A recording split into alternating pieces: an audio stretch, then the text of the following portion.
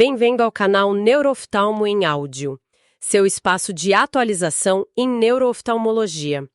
Hoje, vamos discutir um clássico artigo publicado no Survey of Ophthalmology em 1994 por Michael C. Brodsky.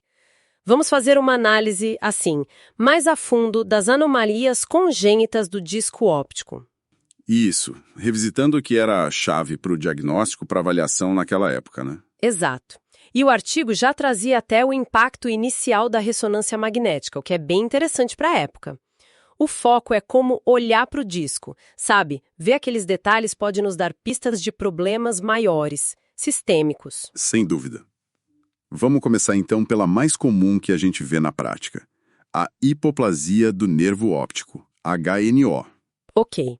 Ela se apresenta como um disco pequeno, meio pálido ou acinzentado. Às vezes tem aquele sinal do duplo anel e os vasos da retina ficam meio tortuosos. E o fascinante, já nesse artigo de 94, era o destaque que ele dava para a ressonância magnética na HNO. Não era só para ver o nervo óptico fino, sabe? A RM, já naquela época, permitia ver afinamento das vias ópticas na frente.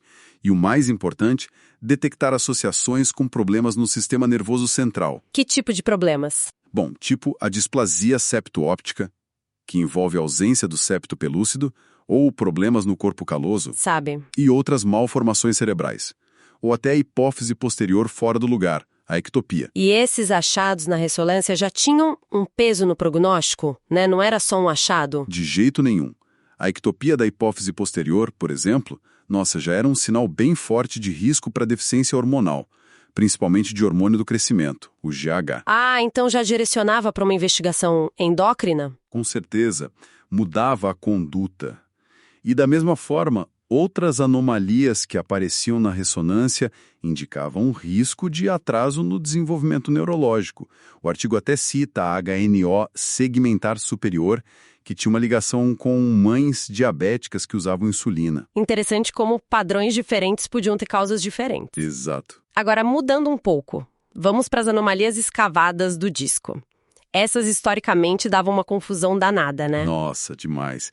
E aí o artigo do Brodsky foi super importante. Ele bateu na tecla para diferenciar bem a anomalia do disco em glória da manhã, a MGDA. Morning Glory? Isso, do coloboma do disco óptico, o CDO, e do estafiloma peripapilar. Eram muito confundidos. Vamos detalhar a MGDA primeiro. Como ela é? É um disco grande, sabe, cor de laranja ou rosa, com uma escavação que parece um funil, tem um tufo de tecido glial bem no centro. E os vasos? Os vasos saem de forma radial meio estranha e tem um anel em volta do disco com alteração de pigmento. Geralmente é de um lado só, mais comum em mulheres. E a importância clínica disso? E além do olho, certo? Muito além. O artigo já mostrava associação forte com encefalocele basal transesfenoidal. Que é uma condição bem grave. Sim, precisa de neuroimagem urgente. E também outras anomalias crâniofaciais podiam estar juntas. Fora o risco de descolamento de retina, que não é baixo não. Algo entre 26% quase 40% dos casos. Nossa. Então, ver uma MGDA já acendia um alerta para investigar outras coisas, né? Totalmente. Suspeita de problema sistêmico na hora. E o coloboma do disco óptico, o CDO? Qual a diferença? A escavação do CDO é diferente. É mais branca, parece uma taça, e fica mais para baixo no disco, inferior. A borda do nervo ali embaixo é fina ou nem existe.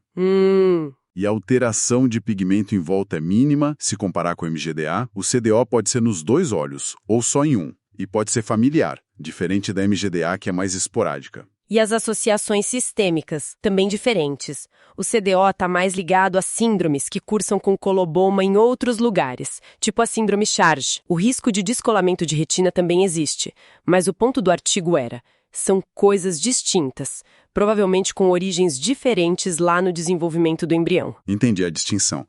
E tem também a fosseta óptica, o optic pit, aquela depressãozinha no disco. Isso, geralmente temporal, pequena, redonda ou oval, meio acinzentada ou amarelada. Qual o ponto-chave aí? A complicação principal é a maculopatia que pode vir junto.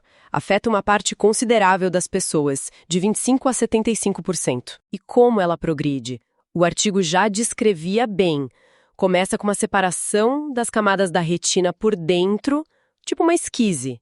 Aí pode evoluir para um buraco macular na camada de fora e, no final, um descolamento.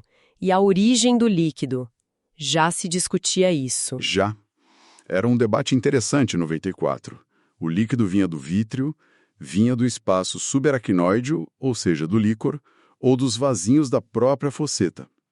O artigo até levantava a dúvida se a fosseta era só uma variante de coloboma, porque a localização às vezes é meio atípica, né? E raramente está junto com outros colobomas. Mostra como perguntas básicas às vezes persistem, né? Exato. Para a gente fechar as anomalias principais. A síndrome do disco inclinado. Como é? Ah, sim. São discos ovais, meio oblíquos, geralmente nos 2 olhos, com uma área mais funda, uma ectasia na parte de baixo e nasal. E qual a importância disso? Que o ponto crítico para o diagnóstico é o campo visual, porque essa síndrome pode dar um defeito bitemporal superior. Que pode parecer lesão de quiasma. E isso pode mimetizar. Mas, geralmente, esse defeito não respeita certinho o meridiano vertical. Ele está mais ligado à refração, à correção que o paciente precisa por causa da inclinação do disco. Mas tem um porém, né? Tem um porém crucial que o artigo alertava. Se o defeito no campo visual respeitar sim o meridiano vertical, aí não tem conversa. Tem que fazer neuroimagem. Porque existe uma associação rara, mas real, com tumores supracelares congênitos. Entendi. Um alerta importante. Então, resumindo tudo, o que o trabalho do Brodsky de 94 já deixava muito claro é que diferenciar essas anomalias não é só preciosismo, não. De forma alguma. É fundamental, porque saber qual direciona toda a investigação que vem depois, né? Seja para o cérebro, para as glândulas, para a genética, e define como a gente vai manejar o caso, o acompanhamento, até terapia para ambliopia se precisar. Exatamente. E talvez a reflexão final seja essa. Esse artigo de 94 pegou um momento muito interessante, quando a ressonância magnética começava a ajudar a gente a entender melhor as conexões dessas condições do olho com o resto do corpo. Uma nova janela se abrindo. Isso. E olhar para isso hoje mostra não só o quanto a gente aprendeu desde então, mas também como aquelas observações clínicas detalhadas continuam valiosas e reforça que a gente precisa sempre revisitar esses fundamentos clássicos, mas com o olhar dos avanços que vieram depois. A pergunta que fica é: como a nossa compreensão da origem e das implicações sistêmicas continua evoluindo, né? É um aprendizado constante.